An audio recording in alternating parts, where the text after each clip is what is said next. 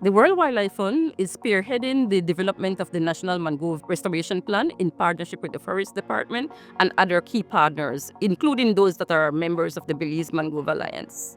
WWF prioritizes mangrove restoration in Belize as part of its conservation actions because we've been seeing increased loss of mangroves over the years. And with the loss of mangroves, we've also seen loss of biodiversity that is associated with those mangrove ecosystems. For there to be sustainable management of mangroves, we realize that we cannot do so alone. The process WWF takes is to try and be as inclusive as necessary, which means that we need to not only work with the government and work with local communities, but work with those landowners that want to develop their property. Show them a greener approach to development on their property that would minimize their footprint on mangrove ecosystems. Our National Mangrove Restoration Action Plan is very inclusive of the services and the functions it provides for rich biodiversity, as well as providing technical guidance on mangrove restoration and those areas that need prioritization. During the development of our National Mangrove Restoration Action Plan, we carried out a stakeholder process inviting these communities that suffer from the effects of climate change the most so that they can help us to identify which areas should be prioritized for mangrove restoration.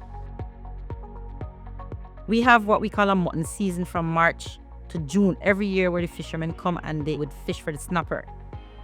That can only occur if you have spawning, and that can only occur if you have nurseries. And so the mangroves provides that ability to have the nurseries there. So if you have the depletion of the mangroves and the fishermen fishing, then we may, unfortunately, I would never want to think that way, have a situation where you have your stock crash.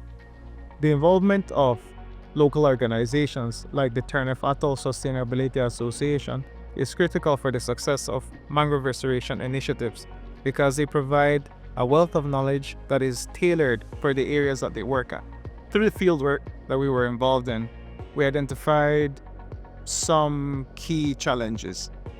Number one being the access to the degraded areas. Most of the time they are remote and they are privately owned, and the plan actually addresses these issues or challenges by fostering collaboration between NGOs, government entities, and local stakeholders.